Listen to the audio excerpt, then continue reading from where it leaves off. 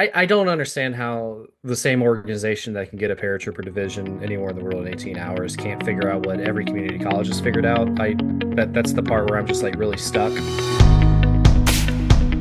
Team, welcome back to another week with Drew and Alex. Hi, Alex. Hi, Drew. At the Mops and Mo's podcast. This was a very interesting episode because as we were recording about the topic you're about to hear about, some things came out about the topic that you're about to hear about. I'm going to let you explain this. Yeah, for the listeners, there's usually like at least a month between when we record a podcast episode and when it publishes. That's just a backlog of recorded content we're working through, scheduling guests, all that kind of stuff.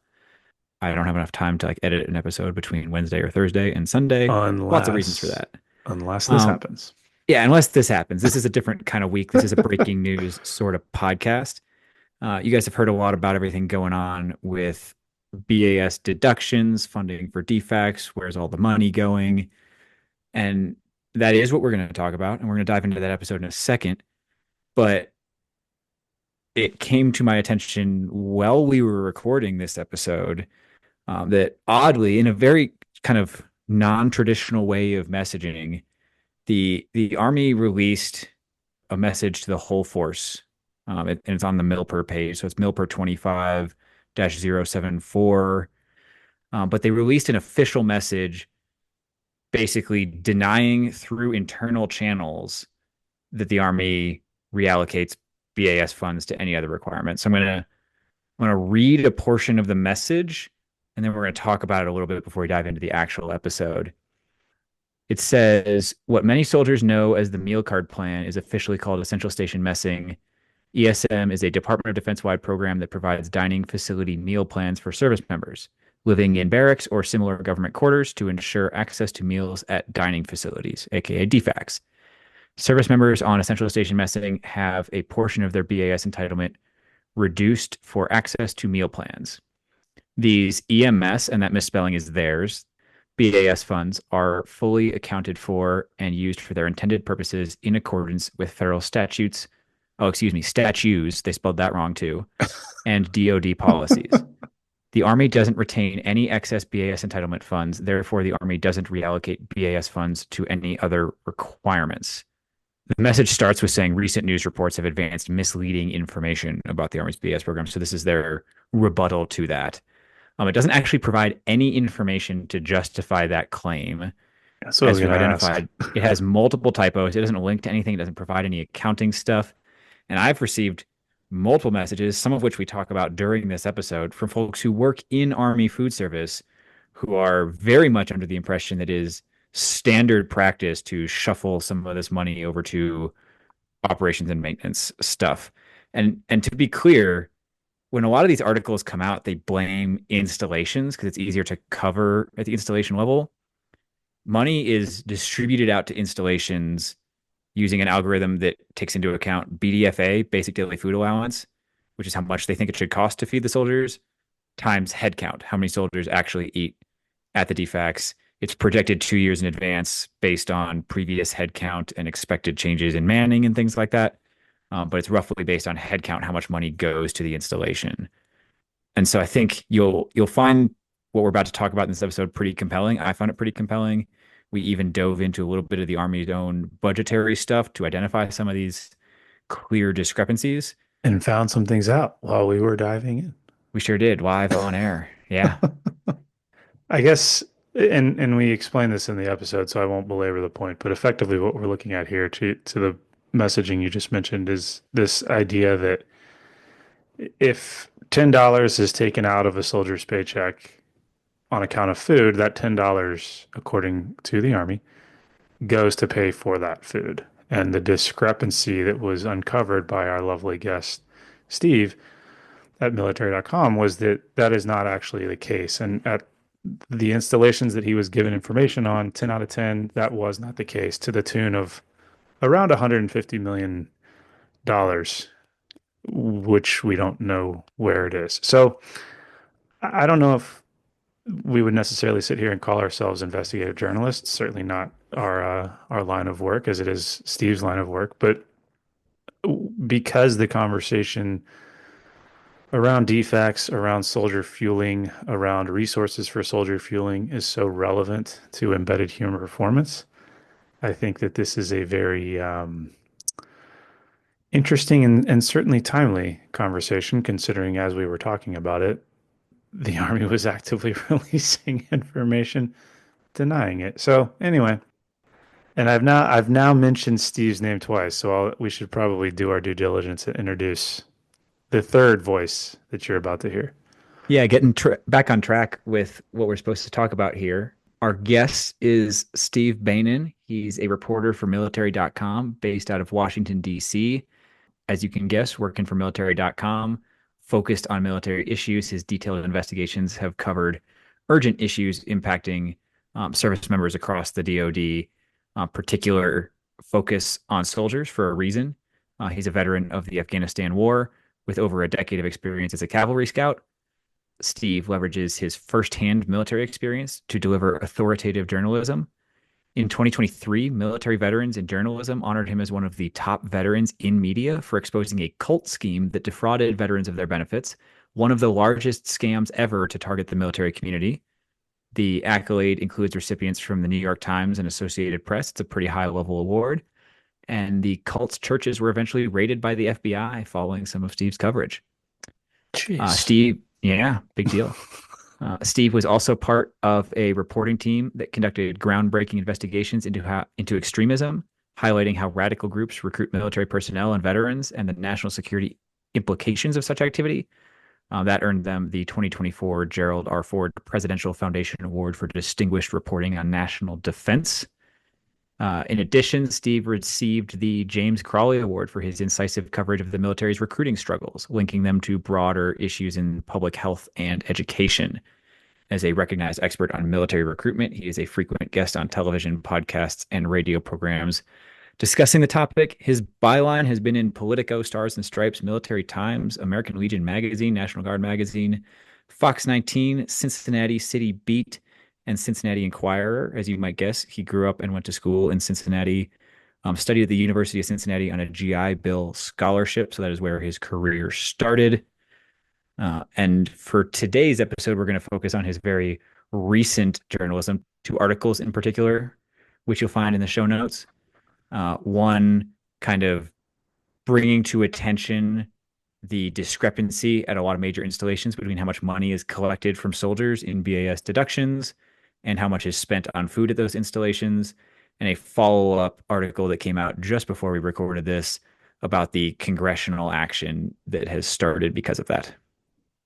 Right. And as you said, this is literally happening in real time. I mean, the action up at the congressional level is super fresh. So I would imagine that in addition to the two articles in the show notes, there will be future articles written on this topic, future conversations had about this topic, something folks probably want to pay attention to. So with all Yes, that if you're a being said, congressional staffer listening, give us a call. Easiest way to yes. contact us, alex@mopsandmos.com or drew@mopsandmos.com, or hit Mhm. up the contact form on the website, mopsandmos.com. Easy.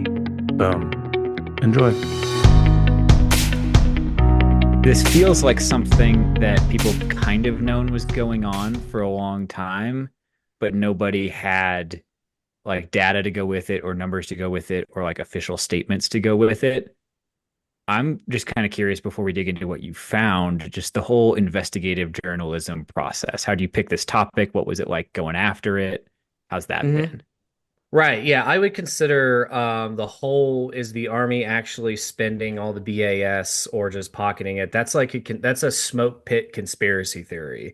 Like, but this and then when you find out that it's actually true, it's in that category of news stories of just oh no shit, this is happening because you look at reality and the investments just aren't there.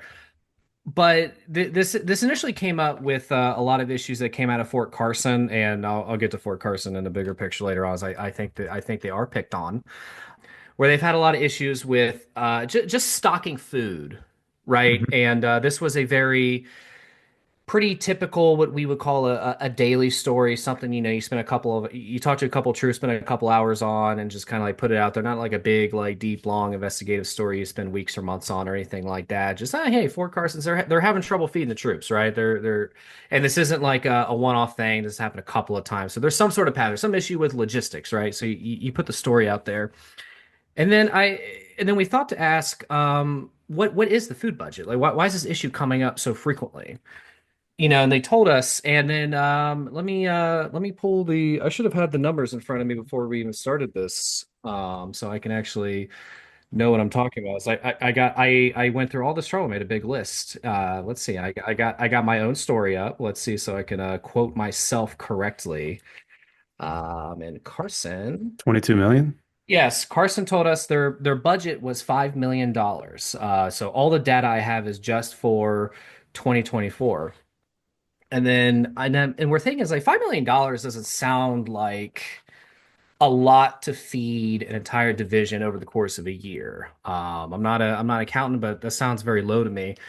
And so the follow up is, well, how much money in BAS was collected? And it's $22 million. And that gap really explained a lot of issues that we saw at Fort Carson. So we wrote that story as like, hey, there's some weird gap. And then you take the next logical step, went to the Army and said, hey, I think there's some issue going on in Carson. I don't know if it's specific to that place or maybe it's more systemic. Let's try to figure it out.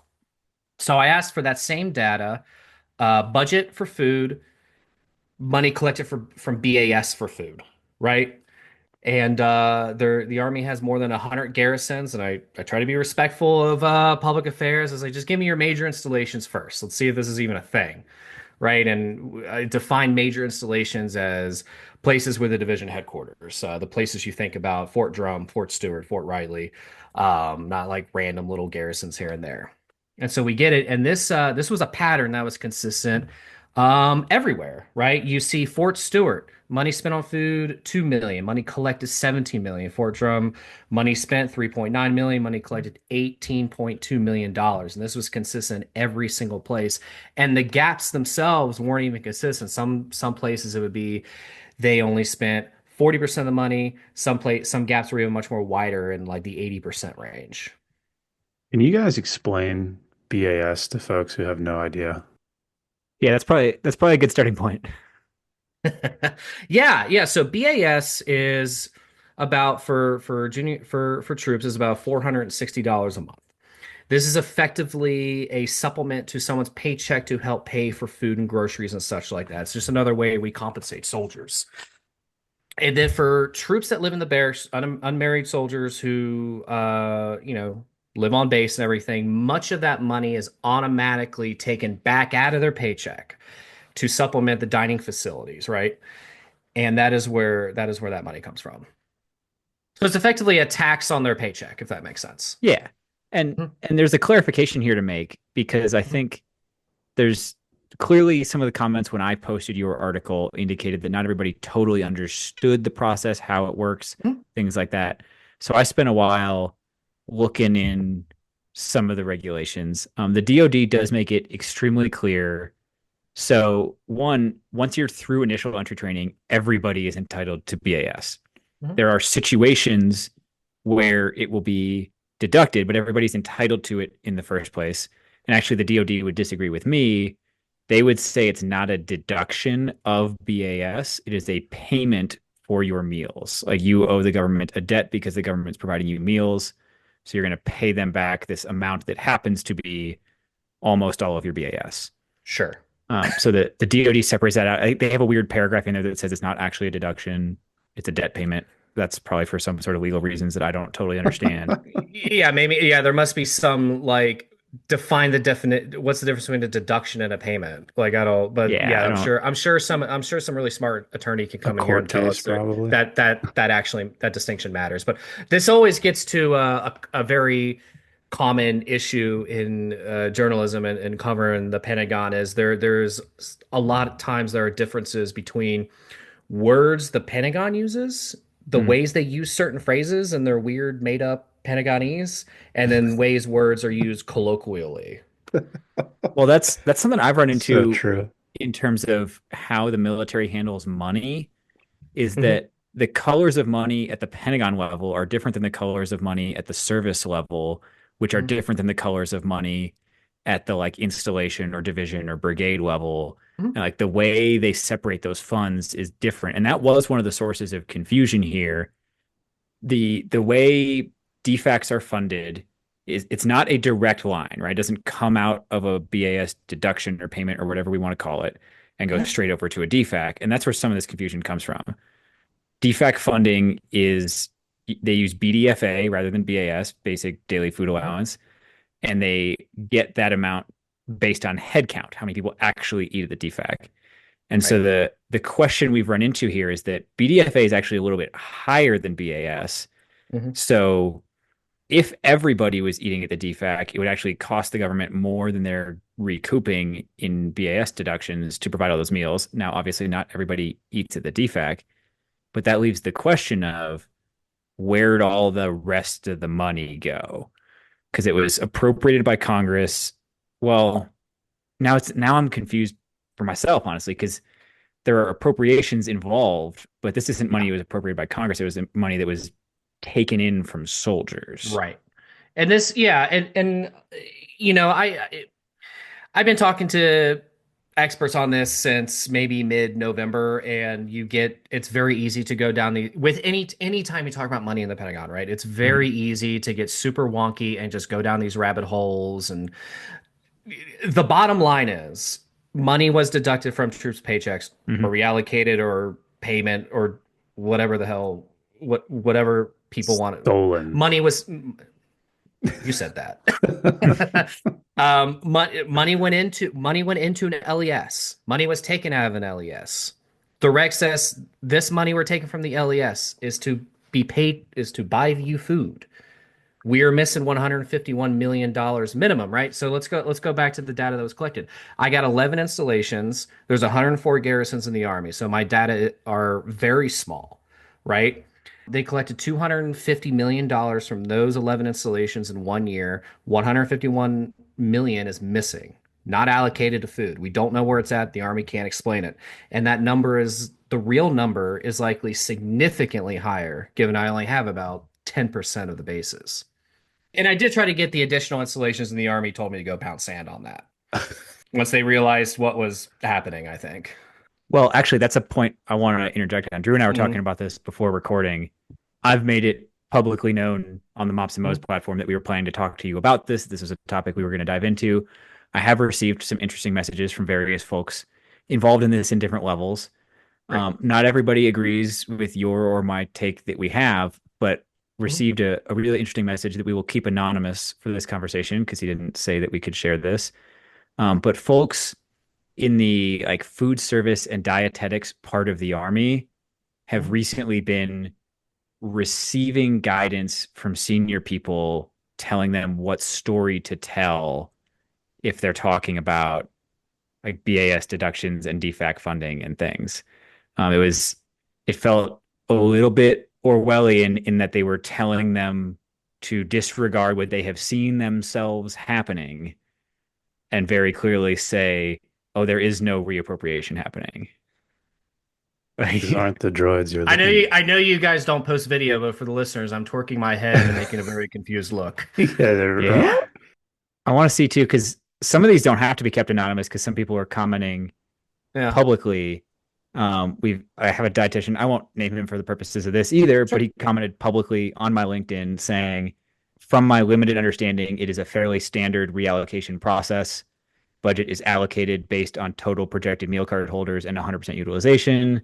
So say they predict 8,500 holders on Mhm. drum, 365 days, yada, yada, yada.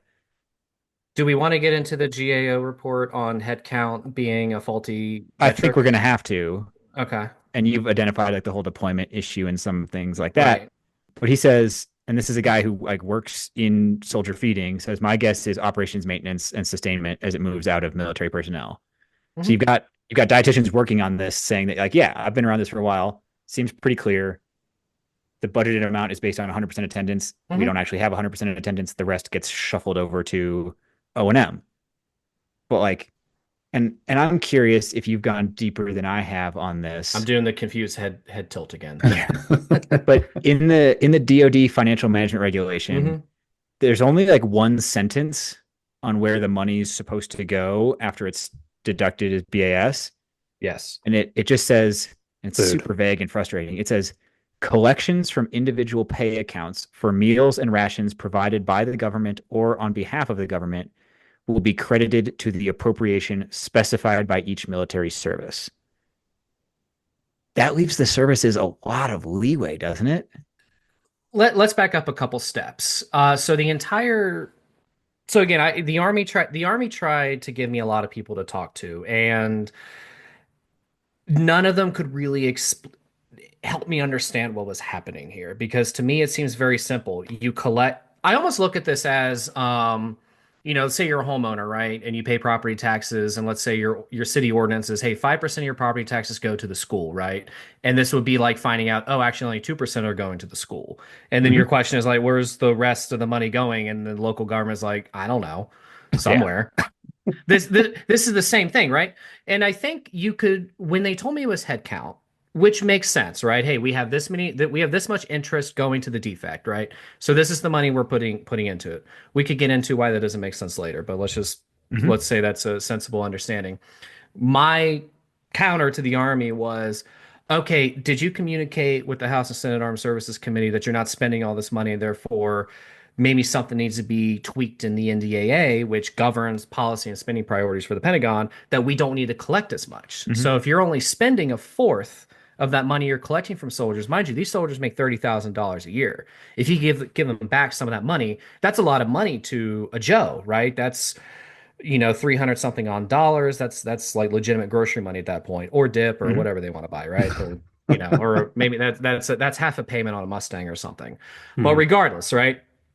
And then that they didn't really have a good answer to that. So I think you could say there are reasons we don't need all of this, but the counter is, okay, so why is it being collected? And that's not something the Army can stop by itself. That's true. That's something that would take Congress, but there's been no communication with Congress Mm-hmm. about that. And to defend the DoD briefly, like there are valid cases of like we shouldn't buy a bunch of food and have it sit there for Mhm. people we know aren't coming and let it go to waste and we throw it in the dumpster. Like that would be wasteful. Mhm. But I think where we get into this, and like obviously there are other ways to work around it, right? There's the classic, and we've seen the news recently about the RFP for campus style dining on 5 installations to pilot it. But a core component of campus style dining would just be you only get charged when you use the card, right? Right. Like a meal card holder would have Hmm. like a number of meal credits on it rather Right. than, yeah. So that just seems simple and straightforward. My other piece is, and we may circle back to this. I don't know. I haven't Hmm. shaped out like a legislative proposal here or anything, but it seems Hmm. like it'd be a really simple law to pass that just says if you take money from soldiers for food, you have to spend that money on soldier food. So the Well, worst that's case kind of scenario what the is financial reg says too. I mean, it it I mean, it there is the one line that says or something, right? But yeah. which I don't know why that for something there. And let me pretend I'm the person who wrote that line. And I think there's scenarios if you let's go to let's hang out with our friends at Fort Riley for a second. They spent 5 million on food last year, collected 19 million. The problem is the gaps are so big. I Mhm. think there's a lot of what if rabbit holes. The It wouldn't be 100%. They collected $19.1 million. They spent $19.1 million to the penny, right? And maybe that line's there, right? Like maybe Fort Riley spent 18.5 million, right? And just, you can't perfectly order the right Sure. amount of tilapia or something like that. And the DOD is just, hey, we know you might have a few extra bucks at the end.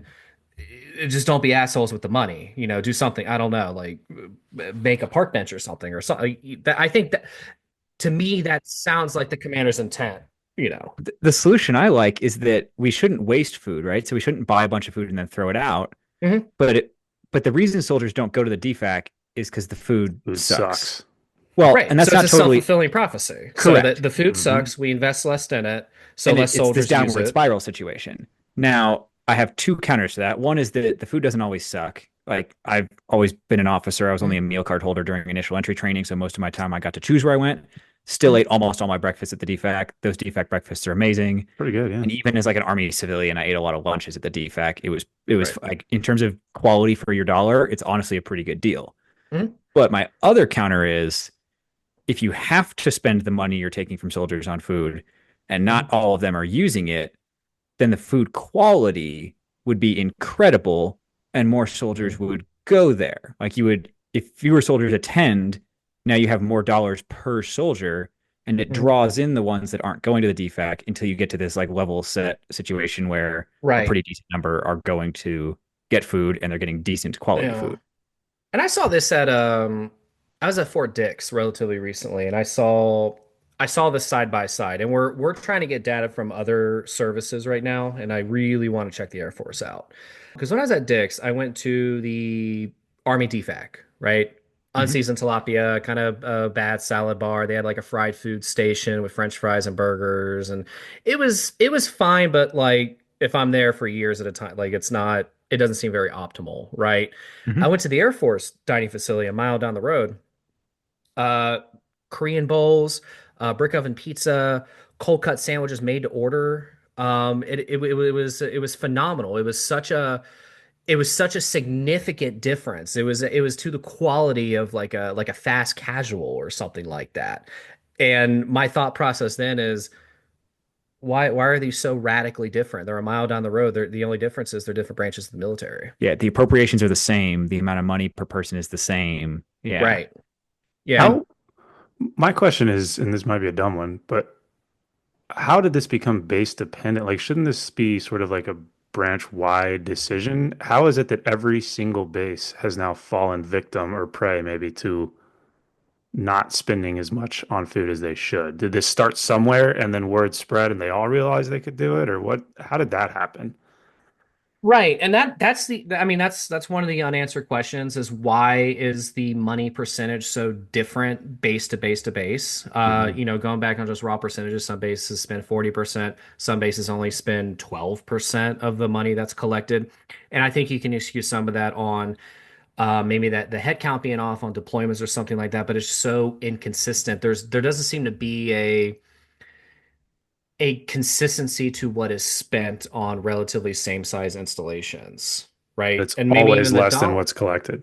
it's always less than what's collected, and it's always different, right? It's not even, we got this data and we were like, okay, consistently it's X percent the gap, Hmm. but the gaps are so different between installations. That's kind of another reason none of this really makes sense. I know it's a very unsatisfying answer. No, it's just Yeah. so interesting that like the installations are in control of their own. Like Fort Drum, 18.2 million. Somebody there has that number in front of them and they siphon off 15 million of it somewhere else. That's just Right. weird. Yeah. Hmm. I just want to make sure I'm tracking just because you said the percentages are very different base to base. Even the bases that are spending the highest percentage of the money Hmm. collected on food are still just over 50%, right? Right. Yeah. So like consistently in most cases, more than half the money is getting redirected away from food. Hmm. The best bases, the ones who are getting the closest to spending that money on food, are barely beating that 50% mark. Right. So I think percentage wise, one of the better ones is Fort Richardson, Alaska. Collected 7.5 million, spent 4. So that's still, just a little over half, which is still, if you asked me going into this and you told me that number, I would have guessed that would have been one of the worst case scenarios. And it's So actually one of the better ones. this is a chance for me to talk about like one thing I have noticed because I've eaten at, and this is going to sound ridiculous, most of the defects on this list. Um, Hmm. I've had, I've had like my last active duty job involved a lot of travel to army bases, and then my first civilian job involved a lot of travel to army bases, and I tried to eat the defects, right? Like What is your if favorite TFAC? Have we I talked don't about know this? if more people, so like this brings me back to Fort Richardson because that's what Steve mentioned, or J Bear, whichever we want to call it. Hmm. That DFAC was on my list. Actually, now that I'm thinking about it, it could have been Wainwright, but I'm pretty sure it was J Bear. That DFAC was on my list as one of the ones that was among the better in terms of food quality as well. Hmm. And in my experience, the best indicator of whether a unit is going to have a good DFAC is whether the commander eats there. As simple as that. Like we saw the brigade commander in that DFAC, and unsurprisingly, people care about it, right? Like if the commander never pays attention to it, quality can slip, and if quality slips, Right. attendance slips, et cetera. And the only way to turn that around is an invested leader. So I Hmm. think all I can say to explain why Richardson's percentage was pretty good is that they had invested leaders who cared about it. Versus, I remember one particular visit to Fort Campbell. I don't remember the brigade, so couldn't identify them even if I wanted to. Hmm. But we let the brigade commander know that we were going to be eating at his DFAC after the meeting with him, and he said, "Oh, I'm sorry." Like that was his That's a immediate great sign. reaction. Yeah. Yeah. Yeah, Oh, that's So Fort Campbell. this, and like I'm just a traveler on the holistic health and fitness stuff. It's something I touch on my coverage here and there, but you guys live and breathe it. So we put a lot of time and energy into the ACFT. We created some people have issues with it, but a pretty comprehensive test. Even if you hate, a lot of energy went into it. mhm. Food is arguably probably the biggest part of someone's fitness in that equation. And I just don't see Bless that your heart. investment from the Army, right? This is the hill we're dying on. This is the hill And Alex I and I know are dying on. Right. And I know the last Sergeant Major of the Army, Tony Grinson, he really did try. He asked a lot of questions to try to make things happen. Like, can we use milk carts and commissaries? Can we get like kick-ass protein shakes Mm. uh, at DFACs and stuff like that? Can we get some more like fresh meat and vegetables in here? And the bureaucracy just crushed that. Mhm. For some reason, like he really wanted it to happen and just could not move the boulder up the hill. Mind you, I mean, to be fair, the ACFT also took like freaking 12 years to make, which was its own boulder, but I don't really understand what the problem with the food is here. We asked him that directly when we had him on, because my Hmm. big thing, and I guess now our big thing, is that like why are fast food installations so prolific on military bases when, to Hmm. your point, we're very much performance oriented now. And his, party line, I know Alex wants to talk. His party line was that you should have sort of that freedom of choice piece. And, fair play, but then we have also had commanders at different levels just Hmm. completely take the other side of that argument and say absolutely not. Like we should prioritize healthy food at defects, blah, blah, blah, blah. I'm with you though in terms of it doesn't make sense. And to some extent, I see these like kiosks and things as like a band-aid that briefs well, but at the end of the day, and I think you mentioned this in one of your articles, it's like a gas station. It's not good food. It just looks cool and sexy and modern. And we haven't really solved the issue, which is the fueling. But I'll let Yeah, Alex we go went off we on went through that. the menu at one, and we opened up the nutrition reg, and I had to like really like twist myself in a pretzel to Mm. not have like 200 grams of sugar and a decent amount Oh of yeah. protein, right? Like you had to like really like analyze the menu and like really attack it. But Joe showing up, they're just gonna grab some like Grab pre-made whatever. sandwich and some Doritos or whatever, and yeah. All right. So I have layers of topics I think we need to address related to that one to help Excellent. get to an answer to your question. But first I have to sidebar with Drew here real quick Please. because I've had a change in mindset. And I was You're talking not about this dying at on this work. hill anymore? No, I was talking about this at work literally this morning. Eat Burger King every day. Let's do it. But like as a lieutenant and a captain, I used to think all the time about what hills was I willing to die on, right? Because you got to be willing to die on some hills, or else you're just going along for the ride. Yeah, Custard I, died I on have a had a hill. I have had a change in mindset. It is not about what hill you are willing to die on. It is about what hill will you kill your enemies on. Like they're the ones who are going to die, not you. Did you talk to Nate? Mm. Is this This is Nate? this is just a separate issue. It is not from Nate. Don't worry about it. But I did pitch it to Nate today. So Like you're not that. supposed to die on the hill. You're supposed to kill your enemies on the fast food hill. Yeah, yeah. Either Like way, I'd rather see healthy regardless. food. But the question at the root of this is like, what's stopping leaders from taking action on this issue? Hmm. And my strongest working hypothesis is it's the incentive structures we've set up. So if people aren't as nerdy as me, they may not have cracked open some of these financial regulations. And the specifically interesting one is in the FMWR world, so family morale, welfare, and recreation, we have three categories of activities: category A, category B, category C. Category A is what we've identified. The powers that be have identified these things as being like mission critical. We have to have them. They're fully funded through appropriated funds. Category C are things that can fund themselves. They're like profitable things we can do. They're fundraisers. And category B is in between. And category B are things we think are certainly nice to have, but we're not going to fully fund them. So they have to get money through other means. Sometimes that's through the fundraising instrumentalities, like the profitable things that we do on installations. But a lot of it comes from things like the AFES dividend. AFES profits are reinvested on the installation into MWR types of activities. And if you follow the news for a while, one of the biggest category B things that's an issue is childcare. We don't fully fund childcare on our installation. It gets some appropriated funds, I believe. It gets some money by charging parents for the purpose of using it. And then extra money if you want to improve quality, or say the roof is leaking on the childcare center or something and you have to find money for it. That might come from something like AFES dividends. So if Alcohol. a soldier uses their meal card at the DFAC, that money never flows through a commander's account. So there's no financial incentive for commanders to get more soldiers to eat at the DFAC. They have no reason to do that. But if a soldier takes their personal money and goes to Burger King, a slice of that money will become available to the commander to do things for families on the installation. Mhm. And so the commander's incentives are to have fewer soldiers eat at the DFACs. They spend more money. And like the most cynical take I have is that our like the quality of our childcare hinges upon how much fast food, alcohol, and tobacco our soldiers purchase, because those are the most profitable things that AFE sells. Mhm. And that's frustrating. Um, Mhm. Now, I've just been as cynical as possible. I'm going to be a little bit charitable and say that they are working on this. This comes back to the campus style dining thing. I think there are efforts underway to help soldiers be able to use their meal cards at multiple locations. But the flip side of that is if you can't execute the cafeteria model effectively, what makes you think you're going to be able to execute the campus style dining model effectively? And we've essentially given in and said, here, spend the money at fast food.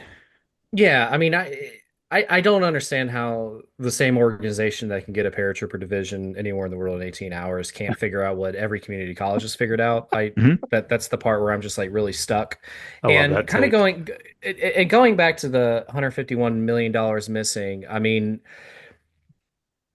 I don't think it's malicious. I don't think someone's purposely creating a slush fund to, I don't know, pay Raytheon or something. I don't think that's the case. This issue was brought up to Secretary McCarthy by Tim Ryan Mm-hmm. on the Hill in Yeah. a House hearing on the budget, and this was right when COVID was starting, right? And I actually talked to Secretary McCarthy when I was writing the story, and I asked him, I was like, "Hey, do you remember that exchange?" And he's like, "No, he doesn't remember it," which is totally fair, right? It's a one-off question from one congressman in one hearing right when the pandemic was starting, so no one remembers anything, right? And there was just like no follow-up, and I can never figure out like how Tim Ryan got this information 5 years ago. So because someone pulled these numbers 5 years ago, I don't know who that is, and gave them to Tim Ryan.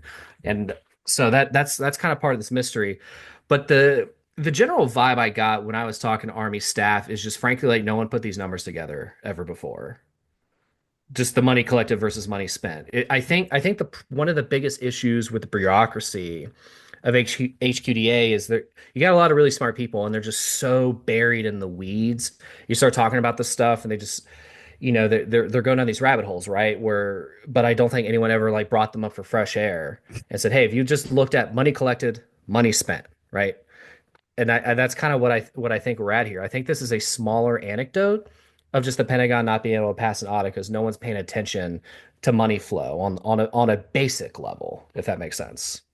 Well, there's also clearly people involved in this that have tweaked and played with the policies to make sure certain things happen. Hmm. Because the one that I got most concerned with that I ran into, and you've covered this a little bit, but like we've seen more and more DFAC closures, limited DFAC Hmm. hours, especially evenings and weekends. So your barracks Right. soldiers are stuck with like the kiosks or grab and go or whatever it is, depending. And when I was first trying to look up the DoD regs on this, I was accidentally reading the 2002 version of like volume 7A or whatever. And Hmm. I noticed that it says in there, this is like a line explicitly from DoD regs. It says all enlisted members, including those authorized to mess separately, are entitled to RICNA, which is the rations in kind not available rate, whenever rations in kind are not in fact available, including periods when messing facilities are closed for one or more meals during a day.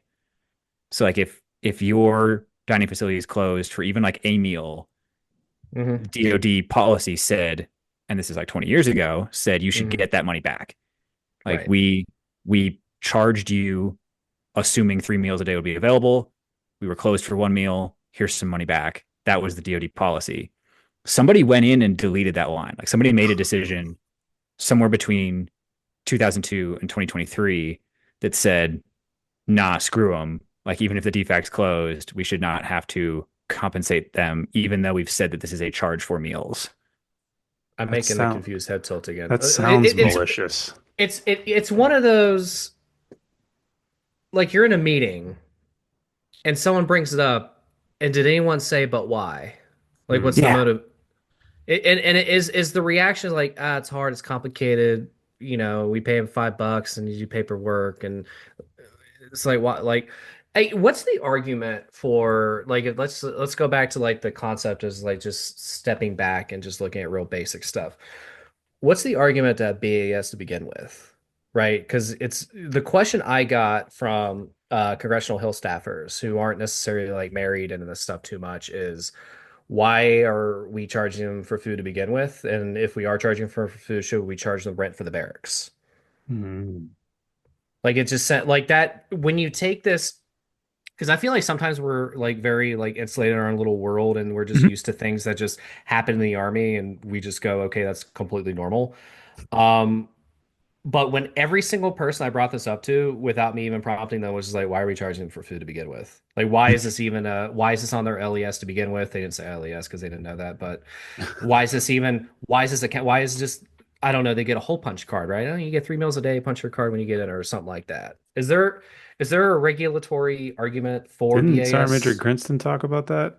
His counter argument was basically soldiers would go broke and not be able to buy food halfway through the month. The but that's an argument for deductions of BAS and like having meal cards. Deductions. Yeah, yeah, not get rid of BAS. I mean, yeah, maybe Yeah. supplement the But people, but like if you if you just like never live in the charged them, barracks, if you there know. never was a charge and you just gave a soldier a meal card, the issue's gone anyway. Like Hmm. because the classic argument is we can't trust privates with their own money because then they'll run out of money in the third week of the Hmm. month and not eat for a week. But that issue goes away if you just say instead of playing this weird game where we give you BAS and then take back most of it, Right. why don't we just forget both of those and just give you the meal card? Like that seems like it Yeah. would simplify a lot. I don't Right. know. And it's not money. It's just like it's a 3 times daily Yeah. activation, right? It's Isn't just that like what I the can go three times campus, a day. isn't that the goal with campus? But I guess my question would be the push towards campus style dining does not come with a restructuring of the BAS concept to achieve what you No, guys are it talking does. about. It has not been stated that way anywhere I've seen it. Yeah, it just seems like a weird, yeah, especially when there was someone working in someone's in one senator's office who was asking, is like, okay, so why don't we charge them rent in the barracks? It's a great question. And my follow-up was like, that's terrible. And they're like, okay, well, but we're charging for food. Like, what's the difference? And I go, I don't have a good reason. Can you guys explain? 'Cause we mentioned this earlier. Can you explain the like why the headcount model doesn't make sense for folks? Right. So yeah, there was a GAO report. So GAO, Government Accountability Office. This is effectively an agency that Congress can buy studies from. They look into things. It's a watchdog for things the federal government does. And what they found is the Air Force is an exception because they don't do things this way.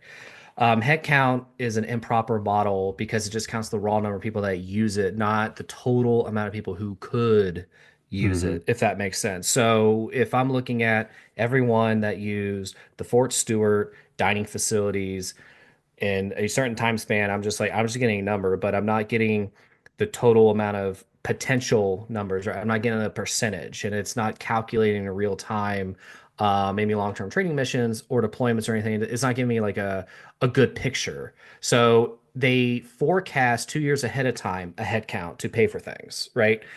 And I couldn't get a good handle on when you get those numbers, is that accounted for those long-term training missions, deployments, or situations where numbers might be artificially low? It's not accounting for the total amount of people who could be using those things. There's a difference between a head count and a utilization rate. For people listening who want to dive deeper, I will put in the show notes both GAO reports because there was like an initial one and then a Hmm. follow-up one. We will link those below. Also, as Drew and Steve were talking, I went back to the so at the DoD level, they bucket money into five primary budget activities: military personnel, aka mil purse; operation and maintenance, aka O&M; and then you have procurement, military construction, aka milcon; and then RDT&E, research and development, test and evaluation. And so as part of this, I dug into the like military personnel budget reports stuff, and it sure looks to me like, let me compare some of these. It sure looks like more, well, I guess if you include higher ranks and things like this isn't that surprising, but way more enlisted personnel receive BAS than receive subsistence in kind, five times as many. So Hmm. like 2023, we have the actual numbers. Subsistence in kind, which is food for mess halls, DFACs, whatever, that was $76.5 million. And then BAS given to people who are authorized to mess separately, and this is enlisted only because they do officers separately, was 362.8 million. So from 76 to 362, huge difference. It does make me wonder, like, if you start to look at this too, like collections at discount meal rate, which means people who were like in the rank category who like could have had a meal card if their commander had said that defects were available, but paid cash, that was more than what was spent on subsistence in kind. Like people who are eligible for discount meal rate and paid cash at that rate was $84 million, which is still more than subsistence and messes. Right. Some of these numbers are wild.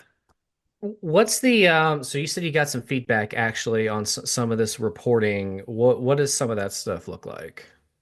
So a large percentage of the feedback is just, we've known this forever, not a shock. I could have told you Yeah. this. Nothing will change, whatever, whatever. Hmm. Slightly more optimistic for change since your article that came out, I think you last night or yesterday, about the congressional response, which we'll get into in a second. Great. People seem slightly more willing to believe that change might happen because of some of that.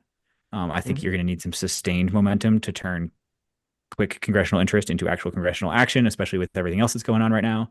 Tell Elon Um, about it. He'll fix it.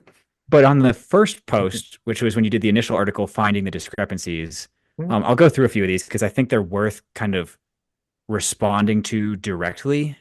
Great. Some people did note that some DFACs have seen major improvements recently. Hmm. So that's cool to hear. And we have heard that in a few places. I would That's great. suggest that some of those situations are where H2F dietitians got involved. I think we've seen that happen on a few occasions. I'm trying to convince the Army to let me tour the one at Fort Myer, because Hmm? apparently that's like the crown jewel one, but Yeah. we'll see. But that, like, easy way to explain that, right? I said defects are better when the commanders are there. Like, what's the average rank of Yeah, people when it's two at block from Meyer? the chief of staff of the Army's Yeah. house, you know. Yeah. Like, not a shock that that one's pretty You good. know. And that's part of the issue is like we need to care about Hmm. defects that serve the people who need them most, not the defects Right. that serve the chief of staff of the Hmm. Army. One point was made: BAS collection isn't the source of DFAC resources. This is an apples to oranges comparison. I ended up having an extended conversation with a few folks who made that argument. Okay. That's technically true. BAS is not the source of DFAC resources. That's BDFA. But as Yes. we've seen, by law, BAS deductions are supposed to be credited to that account. And Hmm. I'll take this opportunity to read one sentence from the DoD's military compensation page because I think it's relevant. Beginning on January 1st, 2002, all enlisted members get full BAS but pay for their meals, including those provided by the government. This is the culmination of the BAS reform transition period. I don't know a ton about what the BAS reform transition period consisted of and how that Hmm. worked pre 2002. But what I do know is the DoD has very clearly stated everybody gets BAS, and those deductions are payments for meals. I know we've already said Hmm. that previously in the episode, but it's worth echoing. Hmm. Some people said we don't know if this is accurate because we need to account for field feeding. Conveniently, that is accounted for in the military personnel Hmm. reports. So we have the actual 2023 numbers, we have the estimated 2024 numbers, and we have the projected 2025 numbers. And to make it clear, I'm just going to tie this to the other question, which was about like different pots of money and stuff. One person said field rations come from training dollars, which are totally divorced from DFAC dollars, and the pots don't cross. That one's objectively false. Yeah. The DoD's been clear on this. SIK, subsistence in kind, includes the cost of procuring subsistence for dining facilities, operational rations, and augmentation rations. All of Hmm. those come from the military personnel color of money. So those are the same pot, and those are reported in there. And you can go look at the numbers. The field feeding MREs are the largest portion of it. UGR Hmm. heat and serves, and then UGRAs, and then like a tiny number for other ration packages. With I think that includes like the halal meals and like the high Right. altitude meals and the cold weather meals and stuff like that that we don't see as Hmm. often. But even if you add those up, it doesn't make this issue go away, not even close. No, But no. those I are mean, the we're same we're color still money. talking $151 million. That's missing. Yeah. And there's no clue. We have no clue where it is. No, no. A little bit of inside baseball. So typically when I go to the army and I'm working on this thing. This is what I have. Traditionally, they will provide me SME subject matter experts on what's called on background interviews.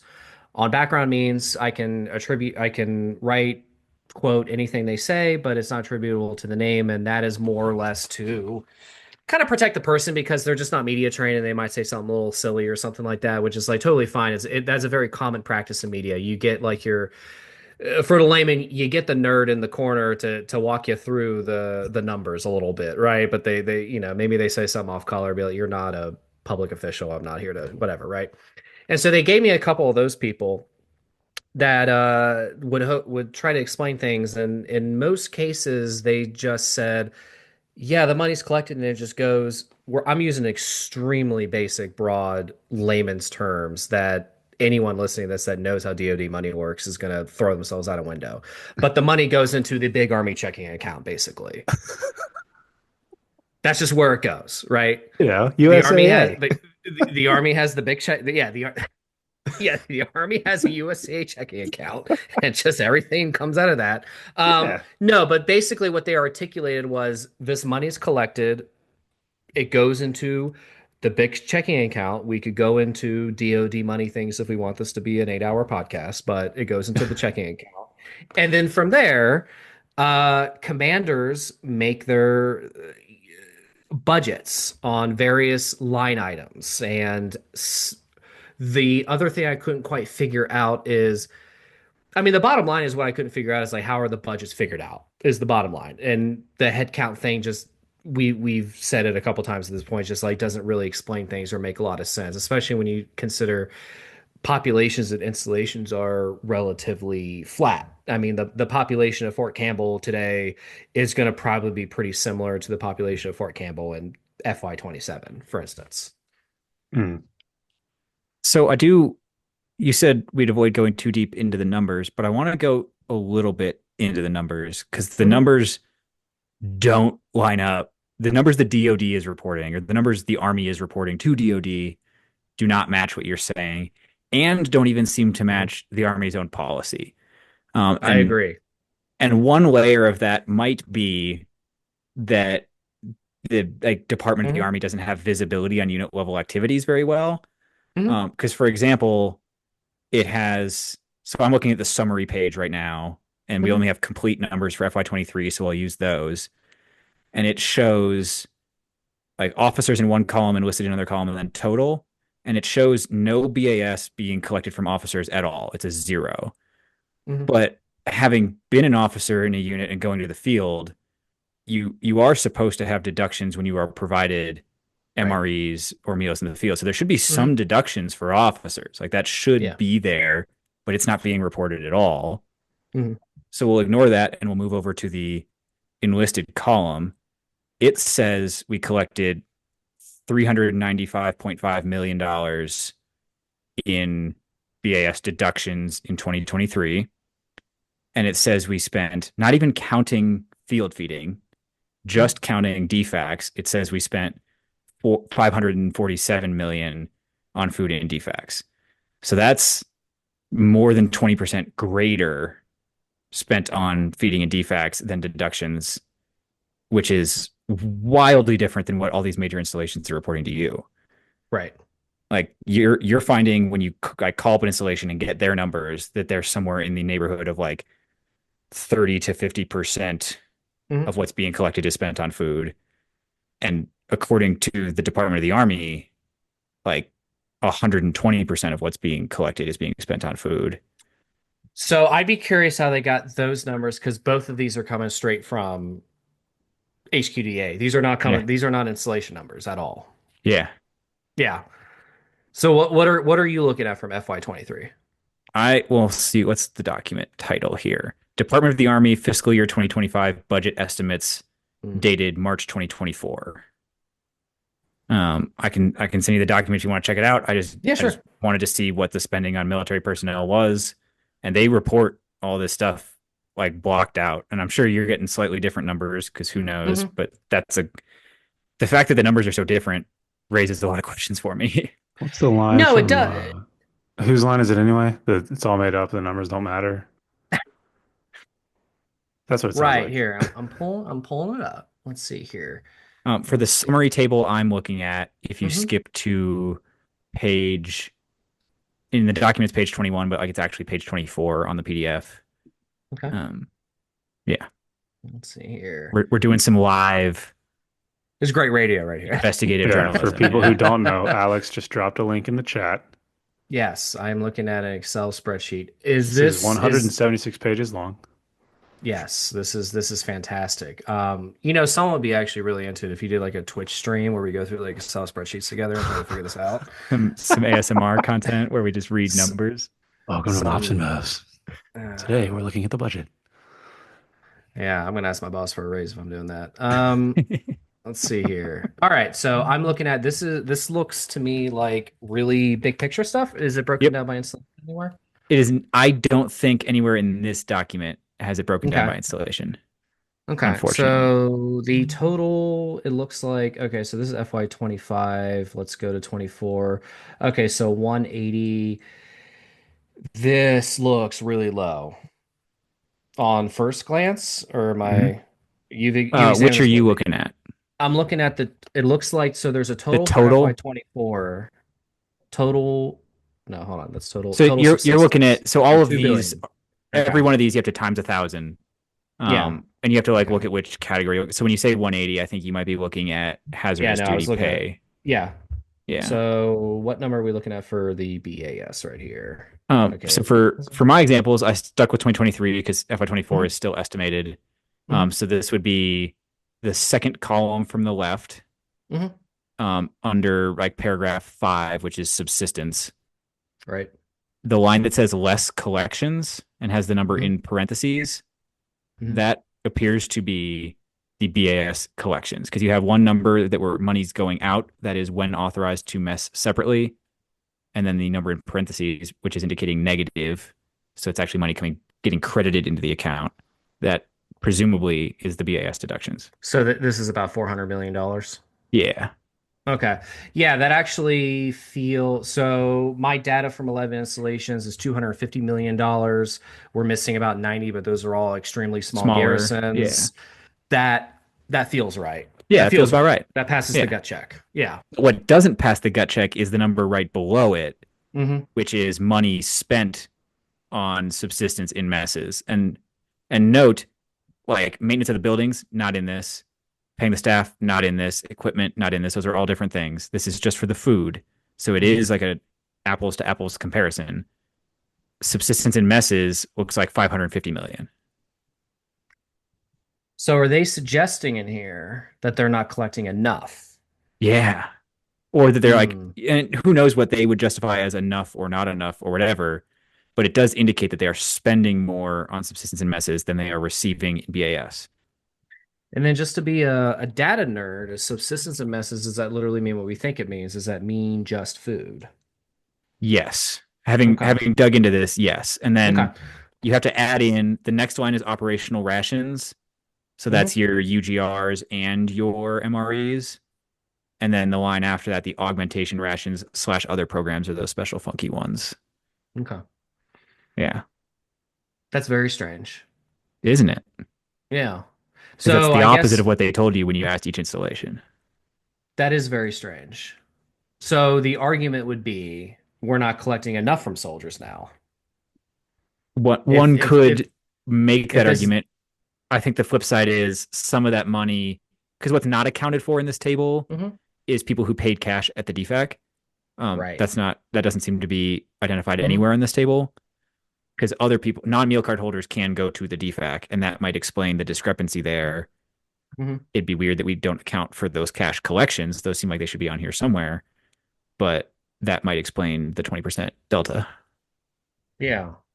I'm looking at this. It would not shock me if like Troopers. 1 in 5 DFAC eaters were non-meal card holders, at least. I would honestly expect it to be higher based on my experiences, but Yeah, yeah, I mean, yeah, there's definitely that is a huge gap in the data is cash payments. yeah. Yeah, right. So, because that there's an issue with what the cost of the plate is, I guess, what this is Mhm. showing, and then what we're collecting from the soldier, but this doesn't explain data that they're sharing now that is showing significant gaps in Mhm. collections versus spent. Yep. So where do we think the discrepancy is there?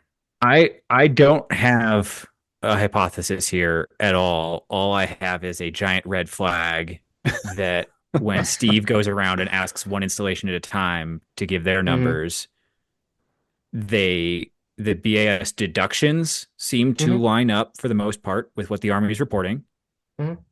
but the money spent on food is not lining up at all. Um, No. I was about to shout out a guy by name, but he probably would not appreciate that because he's still active duty. So I'm going to keep his name quiet and say we've been Yeah. talking for a long time about the BAS slush fund. I have no idea what the slush fund is being used to pay for. It sounds like it's just sliding over to The division USAA checking account. level Yeah. O and M Hmm. funds. Hummers. Right. So, and then do we suspect that again, I don't think this is malicious. I don't think so either. Because if I'm just typing my report, I'm in some S shop like well, Mhm. like I don't have Raytheon stock, why do I care? Yeah. We're because there's no motivation to lie. Well, maybe Mhm. there is. I don't know. Maybe I'll be back on next year and I'll be like, guys, guess what I found out? Yes, We don't what pass happened? audits anyway. So like, We don't you audit. know, Right. So is the money spent on food being exaggerated at some level? that's what it seems like. Okay. It seems Okay, like so to we're getting keep deeper budget here. dollars flowing, we are But pretending I to don't need the spend, budget dollars because my head count but we need sucks. them for something else, apparently. We need Okay. them for So we're operations and maintenance. inflating. We're inflating Because food I need to do dollars one more I need to do four gunneries instead of three gunneries to this year. get Yeah. more money towards other things. Yeah. Okay. Training and Someone's maintenance. All gonna right. Yeah. shoot us in our sleep. Yeah, I mean, I'm gonna get drone struck any day now. I'm just waiting for it. But Raytheon is like, shut the fuck up. if I just don't publish for like 3 weeks, just that's what happened. Yep. Um, yeah, no, this is strange. Yeah, no, this suggests a couple of possibilities. There is a significant accounting error. There is discrepancies in different types of reporting, but regardless, this still gets to the basic idea of we have just millions of dollars unaccounted for. Correct. In And that's what just looking direction at or what way, food. shape, or form? And Yeah. And it's just like we're just talking about salads and steaks here. yeah, we're not talking about missiles and We're talking tanks about and we're talking about helicopters. sandwiches, guys. We're not talking about Yeah, Patriot chill out, missiles. Raytheon. Yeah. Yeah. This podcast brought to you by Raytheon. Yeah, exactly. Oh man. Yeah, So that's not malicious, but sketchy. There's a yeah. distinct I level of don't. sketchiness here. Yeah, that is very strange. That's very good. Is this what people are bringing to your attention? This is what I'm bringing to people's attention. Nobody has brought Okay. me to this form. Like No one goes this peop deep. Alex is the only one that goes this deep. people were trying to convince me that it's like honestly unfair to even compare the numbers. I disagree with that for reasons we've discussed. Um, Oh, compare the money brought in versus money spent. yeah, like I think we Oh can clearly yeah, state, yeah. having looked at DoD directives, GAO reports, DoD financial Hmm. management regulations, and all the way up to like US law, so 37 US Code 402. Like you go to any of those, Hmm. it is clearly the intent of Congress and the DoD and the services that if we're taking BAS from people, it is to pay for food for those people. Yes, what else? I mean, Yeah. and it's also worth keeping in mind these soldiers who make $30,000 a year, they also pay regular federal taxes. So if they're Mhm. paying a BAS tax for food and some of it's going to the big army checking account, I mean, aren't they kind of being taxed twice to fund the Pentagon? Are we in trouble? I It's, think I we mean, might that be comes in back to trouble. Steve's original question, which is should we question the concept of BAS in the first place? Like, is this a logical model to begin with? Is it being sustained to keep this funding I coming think, in? I mean, I think part of the problem is, and we can go back to that same accounting document for this, but there are like more enlisted members of the military receive BAS than have it deducted, right? Hmm. Like there's far more people in places that are not on essential station messing or essential unit messing. Ultimately, if I've read the requirements correctly, it is an installation commander decision. Hmm. And if it's a joint installation, they're supposed to make that decision jointly. So you got to get all the services at a joint installation on the same page about whether it's essential station messing or not. I think they're in in the DoD's defense, right? This is complicated. Like the situation is very different at different installations, and we're trying to figure out a really high level issue Right. without having installation level context. But to Right, Steve's right. And point, it, we can send oh, a go ahead, division sorry. overseas in 48 hours. Like it's True, we have solved more Yeah. complicated problems. Yes. Right, right. And if I'm a division commander, if someone comes to me and says, "Hey, what should the food budget be?" I'm like, "How many soldiers do we got? This many." Okay, so let me get my calculator. Okay, so we should be bringing X number in BAS, spend that. And Yeah. then if Steve writes a story that we're throwing out too many steaks, then let him write that story, and then we'll figure it out from there. I don't know. What I would love someone to explain to me is what does that money look like from that commander's point of view? Do they see where Mm, the money's coming from the pots? If yeah. I'm a division commander, I'm like, I know I want to do three gunneries this year. I want to do this X, Y, and Z and fund this and do maybe this construction Mm, project or whatever. Am I seeing what the potential, right, of those pots are? Or am I just saying, or is there just a big number I'm looking at? If they just go, yeah. General Beynon, you have this X many millions of dollars and you divide that as you see fit. Like I don't know that's another kind of piece of the puzzle that's missing on my part that I would love to get more insight on is what that accounting looks like from that commander's position. Now that you say it out loud, it's the opposite of the AFES incentive, where like we want people to spend money at AFES because there's a dividend that comes from those profits that Hmm. comes back to MWR.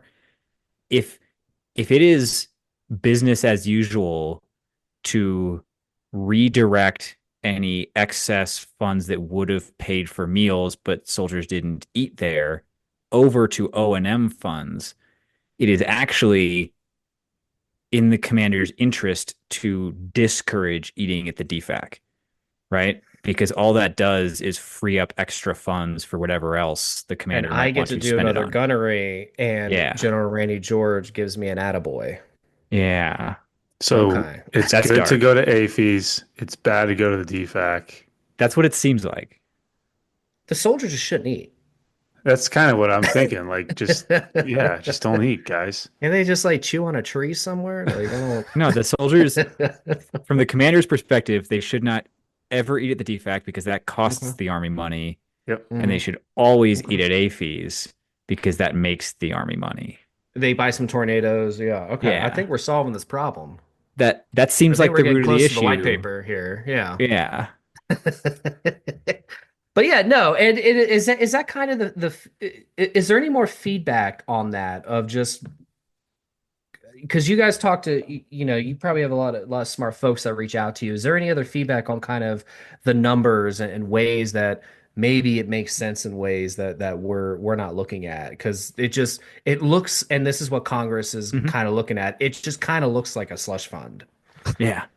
And that's why I gave the Army 2.5 months, because when they talked to me in November and they basically told me it was a slush fund, and I said, let's connect in a couple of months. I'm going to give you through this. Let's get through the holidays. Let's get through the presidential transition.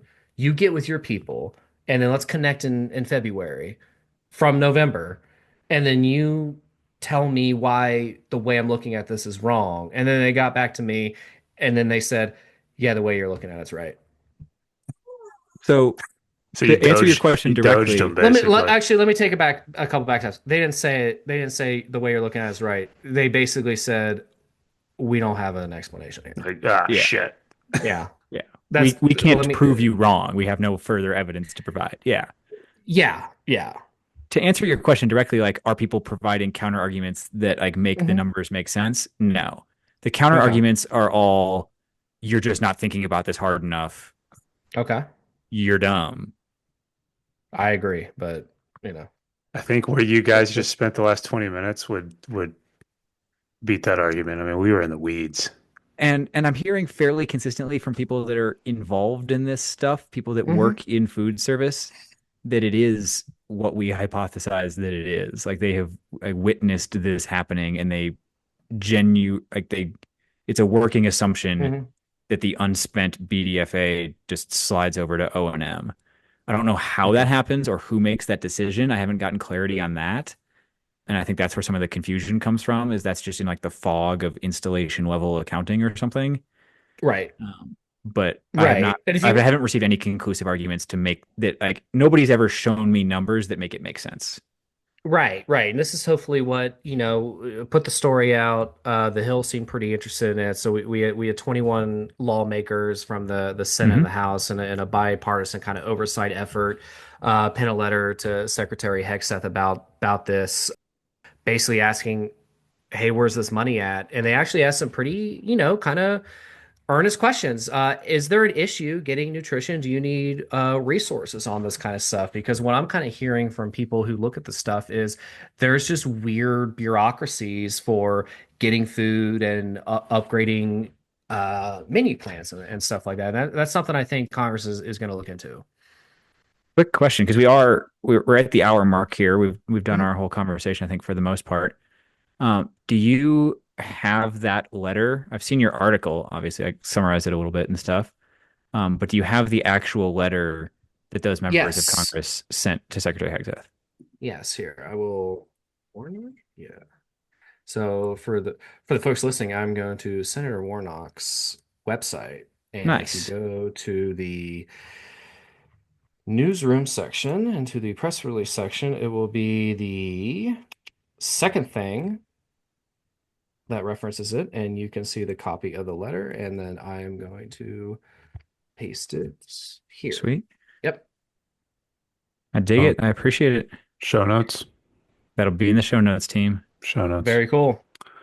Are there stones left unturned? Are there dollars left unaccounted for in our conversation? Or did we achieve our goal? I mean, there are clearly dollars left unaccounted for at the DFAC, but I think for our conversation, we At balanced it out. least a $151 million with accounting with a small percentage of all garrisons. So unbeknownst to us, Mops and Nose has now become a whodunit podcast, and maybe we'll have a follow-up and we'll continue to track down the mystery. But Yeah. thanks for coming on to talk Well, to us. this is gonna be a rare one. We told Steve this before we hit the record button, but typically there's several weeks between when we record our episodes and when we publish them. I think I'm gonna find the time in the next couple nights to edit this one pretty quick, get it out to you guys this weekend, because I All right. am kind of expecting, or at least hoping, for some further developments in the next few weeks here. I know these things move slowly, but your work has seems to have rallied a significant number of members of Congress. We've got a letter to the Secretary of Defense at this point. I haven't seen media outside the military latch onto this too hard yet. I think you were on CNN a couple nights ago, though. Right. Yeah. Yeah. Yeah, I was on CNN talking about it, and that's about the extent of it. There's so Okay. much going on in Yeah. There's so much going on in the news right now. It is very hard for anyone to get attention on anything that does not deal with the fresh administration. So any attention that's been on this kind of signifies how large of an Yeah. issue. I'm shocked Congress even noticed it because Yeah. of all the things going on there. So, That's a But good they point. did.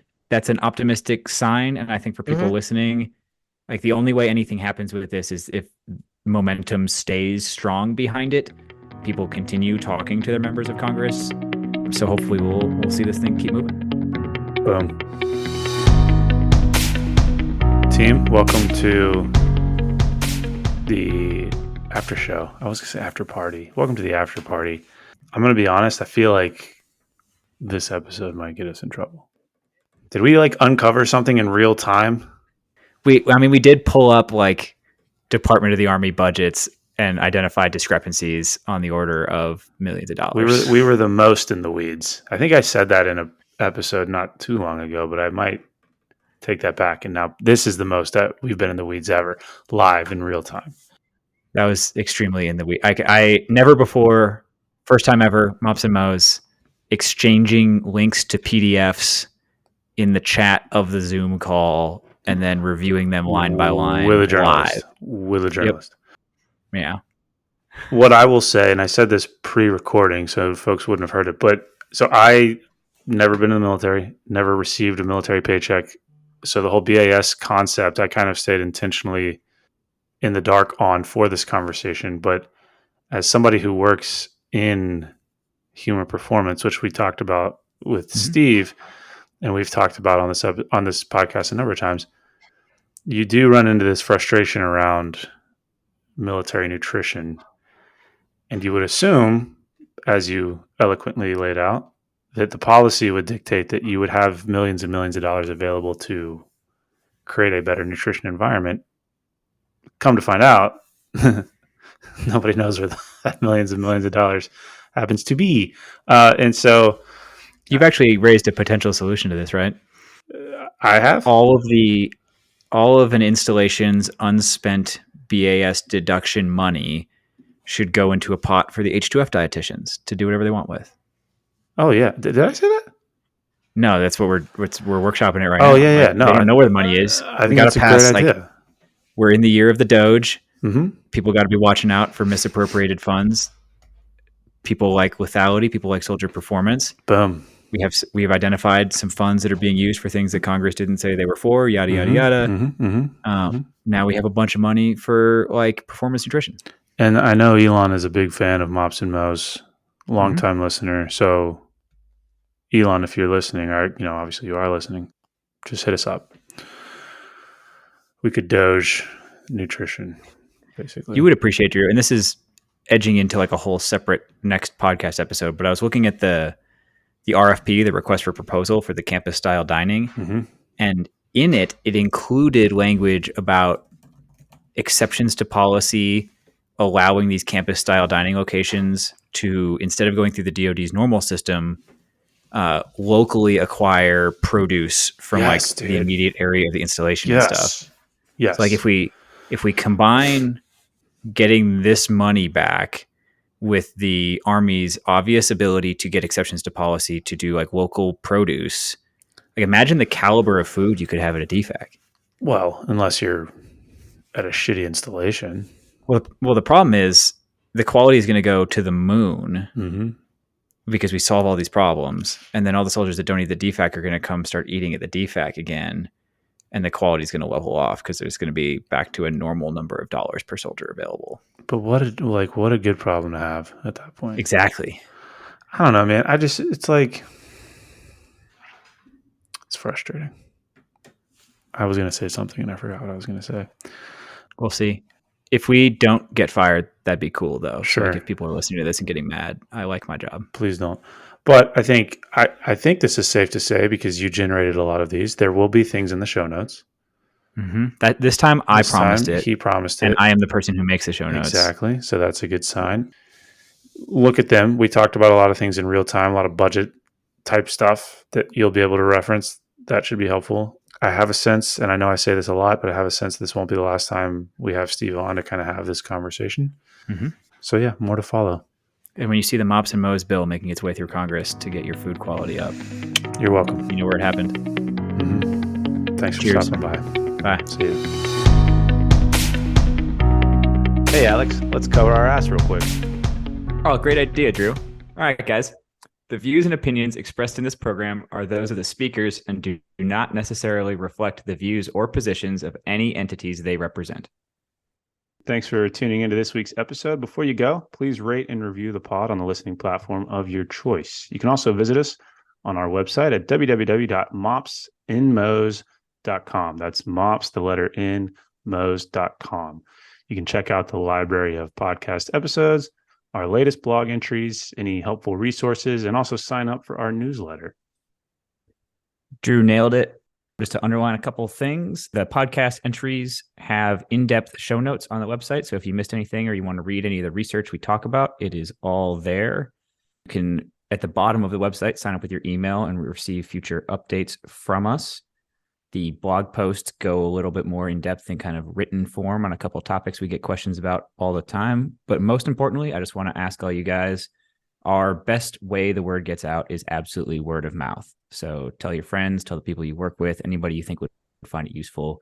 Thanks for spreading the word. If you have any questions or comments, feel free to shoot us an email at either Drew or Alex at mopsinmos.com. Or there's a contact form on the website. Thank you.